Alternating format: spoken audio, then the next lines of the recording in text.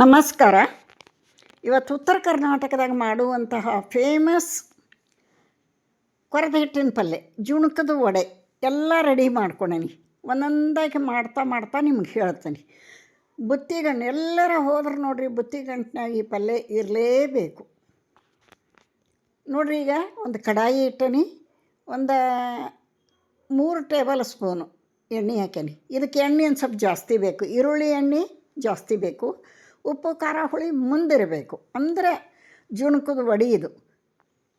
ಇದಕ್ಕೆ ಸಾಸಿವೆ ಜೀರಿಗೆ ಹಾಕೋಣ. ಸಾಸಿವೆ ಜೀರಿಗೆ ಚಟಪಟ ಅನ್ನಲಿ. ಬೀಗರ ಮನೆಗೆ ಹೋಗ್ಬೇಕಾರ, ಮಕ್ಕಳ ಮನೆಗೆ ಹೋಗ್ಬೇಕಾರ, ಯಾರಾದರೂ ಬಂದಾಗ, ಎಲ್ಲಾದರೂ ಪ್ರವಾಸಕ್ಕಂತೂ ಹೇಳಿ ಮಾಡಿಸ್ತಂಥ ಒಂದು ರೆಸಿಪಿ ಇದು.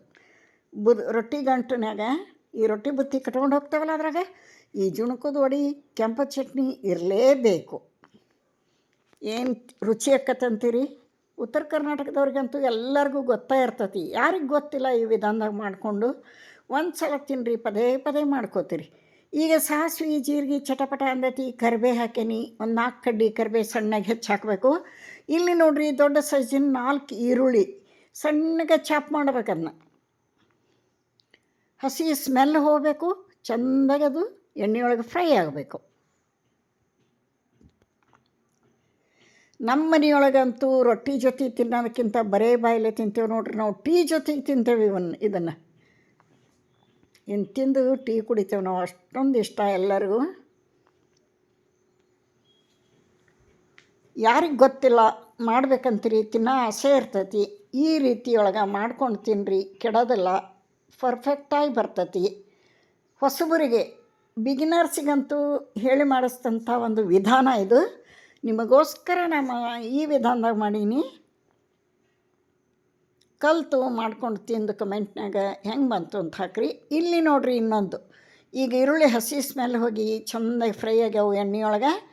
ಈಗ ಇದಕ್ಕೆ ಬೇಕಾದಂಥ ಇಂಪಾರ್ಟೆಂಟ್ ಪದಾರ್ಥ ಅಂದ್ರೆ ಹಸಿ ಮೆಣಸಿನಕಾಯಿ ಪೇಸ್ಟ್. ಒಣ ಖಾರ ಹಾಕಿರ ಎಷ್ಟು ರುಚಿ ಆಗಲ್ಲ.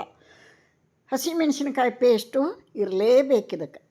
ಆನಂತರ ಹುಣಸೆ ಹುಳಿ, 1 ಲಿಂಬೆ ಹಣ್ಣಿನ ಗಾತ್ರದಷ್ಟು ಹುಣಸೆ ಹುಳಿ, ಅದಕ್ಕೆ ತಕ್ಕಂಗೆ ಬೆಲ್ಲ ಹಾಕೋಣ. ಇದೆಲ್ಲ ಎಣ್ಣೆಯೊಳಗೆ ಚಲೋ ತಂಗೆ ಕುದಿಬೇಕು, ಸಣ್ಣ ಉರಿಯೊಳಗೆ. ಹಸಿಮೆಣ್ಸಿನ್ಕಾಯಿ ಪೇಸ್ಟ್ ಅಂದ್ರೆ ನಾ ಹಿಂದೆ ವಿಡಿಯೋದಾಗ ಮಾಡಿ ತೋರ್ಸೇನಿ, ಏನಿರಂಗಿಲ್ಲ ಅದ್ರಾಗ. ಹಸಿಮೆಣ್ಸಿನ್ಕಾಯಿ, ಬೆಳ್ಳುಳ್ಳಿ, ಶುಂಠಿ, ಕರಿಬೇವು, ಕೊತ್ತಂಬರಿ, ಜೀರಿಗೆ ಇದನ್ನು ಪೇಸ್ಟ್ ಮಾಡಿ ಇಟ್ಕೊಂಡಿರ್ತೀವಿ ನಾವು. ಹೆಚ್ಚು ಕಡಿಮೆ ಎಲ್ಲ ಪಲ್ಯಗಳಿಗೆ ಅದನ್ನ ಯೂಸ್ ಮಾಡೋದು. ಈಗ ನೋಡ್ರಿ, ಹುಳಿಗೆ ತಕ್ಕಂಗೆ ಬೆಲ್ಲ ಹಾಕೇನಿ, ಅರಿಶಿಣ ಪುಡಿ ಹಾಕೋಣ.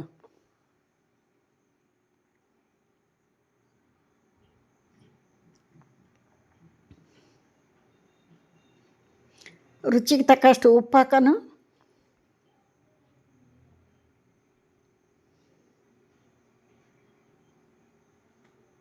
ಅರಿಶಿಣ ಪುಡಿ ಹಾಕೋಣ. ಸ್ವಲ್ಪ ಕೊರಿಯಂಡ್ರ್ ಪೌಡ್ರ್ ಹಾಕೋಣ.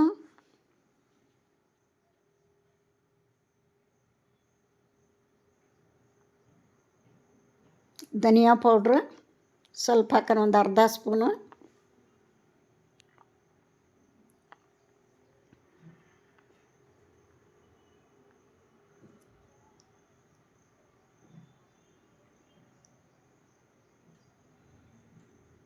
ಸ್ವಲ್ಪ ಗರಂ ಮಸಾಲ ಹಾಕೋಣ.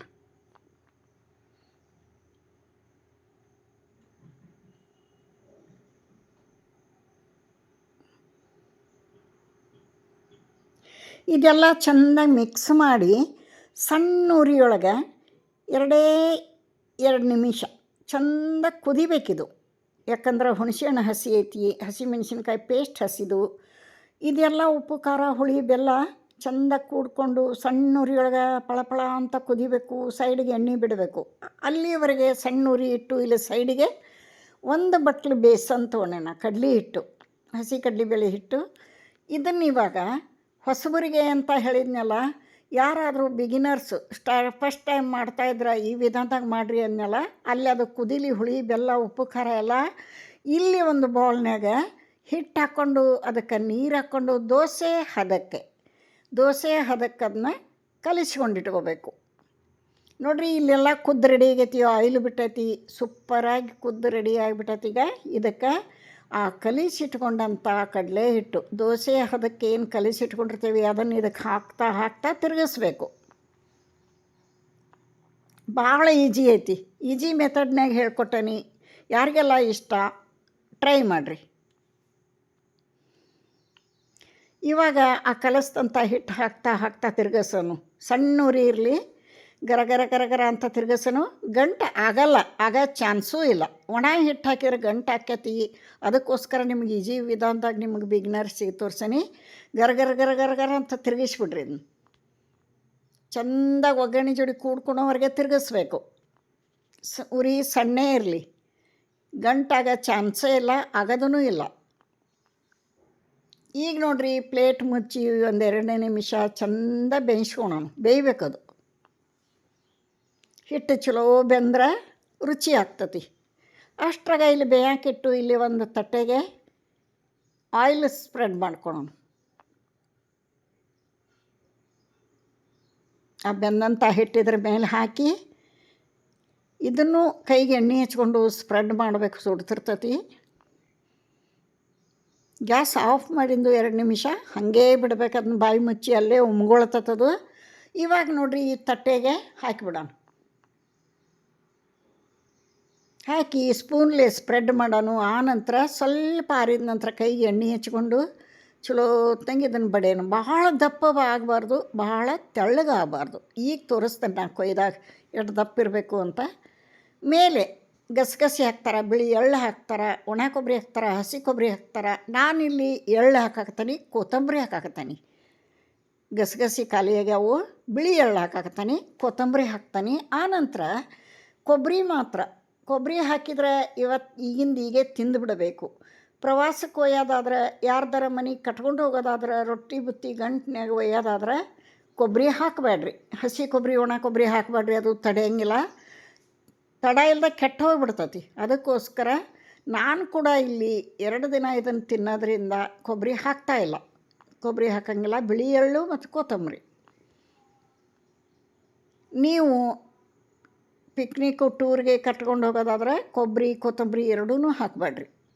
ಬರೀ ಗಸಗಸೆ ಅಥವಾ ಎಳ್ಳು ಹಾಕ್ರಿ. 2 ದಿನ ಆರಾಮ್ಸೆ ತಿನ್ಬೋದು ನೋಡಿರಿ. ಏನು ಸೂಪರಾಗಿರ್ತತಿ ಇದು. ನಾವು ಟೀ ಜೊತೆಗೆ ತಿಂದು ಟೀ ಕುಡಿತೇವೆ. ಇದನ್ನು ಕಟ್ ಮಾಡಿ 1-2 ನಿಮಿಷ ಬಿಟ್ಟು ಆರಾಕ್ಬಿಟ್ಟು ಇದನ್ನು ಒಂದು 5 ನಿಮಿಷ ಆರಾಕ್ಬಿಡೋನು ಅಂತ ಹೇಳಕತ್ತೀನಿ. ಆ ನಂತರ ಇದನ್ನು ಪೀಸಿ ತೆಗೆದು ಪ್ಲೇಟಿಗೆ ಸರ್ವ್ ಮಾಡಿ ತೋರಿಸ್ತೀನಿ. ಏನು ಸೂಪರಾಗಿ ಬಂದೈತೆ ನೋಡಿರಿ. ಯಾರೆಲ್ಲ ನನ್ನ ವಿಡಿಯೋ ನೋಡಾತ್ತೀರಿ, ಇಷ್ಟ ಆದರೆ ಸ್ವಲ್ಪ ಉಪಯೋಗ ಆದರೆ ಒಂದು ಲೈಕ್ ಕೊಡೋದನ್ನು ಮರಿಬೇಡ್ರಿ. ಹೊಸಬ್ರು ಯಾರಾದರೂ ಚಾನಲ್ಗೆ ವಿಸಿಟ್ ಕೊಟ್ಟಿದ್ರೆ ಪ್ಲೀಸ್ ಸಬ್ಸ್ಕ್ರೈಬ್ ಮಾಡ್ಕೊಂಡು ವಿಡಿಯೋ ನೋಡಿರಿ ಅಂತ ತಮ್ಮಲ್ಲಿ ರಿಕ್ವೆಸ್ಟ್ ಮಾಡ್ತೀನಿ. ನಿಮ್ಮ ಸಪೋರ್ಟು ನನಗೆ ಅವಶ್ಯ.